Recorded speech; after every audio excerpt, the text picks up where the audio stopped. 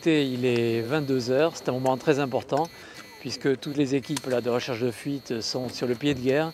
Et l'idée là ce soir, c'est d'aller chercher des fuites importantes sur des éléments de réseau, de canalisation, qui ont révélé déjà en première analyse à peu près 30 à 40 litres secondes perdus. Alors ça concerne plusieurs étages de pression, ça concerne l'étage 85 et l'étage 110.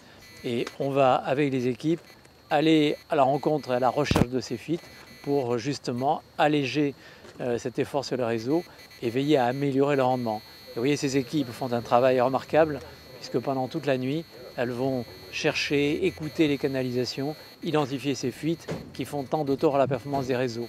Et c'est grâce à ce travail, à cette énergie, que le lendemain, après avoir identifié ces fuites, d'autres équipes viendront les réparer, viendront reconstituer l'intégrité des réseaux et améliorer la performance, je veux dire, de l'ensemble du système d'adduction et de distribution d'eau. Donc vraiment bravo à toutes ces équipes, on va les soutenir, on va les écouter, on va comprendre avec elles et les aider à rechercher ces fuites pour que la performance du réseau s'améliore. Bravo à toutes ces équipes, c'est vraiment un travail magnifique qui est réalisé.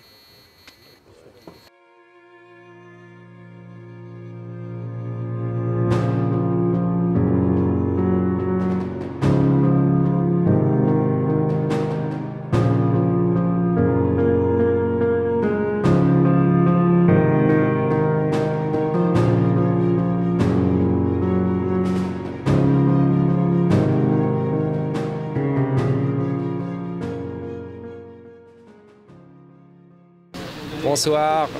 Dans le cadre du plan d'action anti-sécheresse, l'IDEC a essayé cette année de renforcer son plan d'action d'amélioration des rendements. Cette année, on a essayé d'augmenter notre capacité de recherche de fuite en augmentant le nombre d'équipes. En 2022, on a parcouru plus de 20 000 km de canalisation et on a pu détecter plus de 20 000 fuites en utilisant des nouvelles technologies, les meilleures technologies de recherche de fuite et de détection de fuite, comme par exemple les prélocalisateurs de fuite.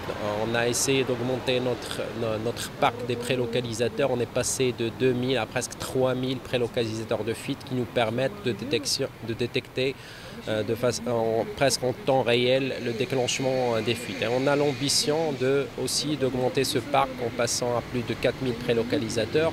On a aussi lancé d'autres projets comme les projets de modulation de pression. On a essayé qui permettent de maîtriser la pression sur les réseaux, qui est la cause principale des casses. Et aussi, on a utilisé des nouvelles technologies, principalement sur les grosses canalisations, comme la méthode Sahara, qui nous permet de détecter de façon précise les grosses fuites sur les grosses canalisations.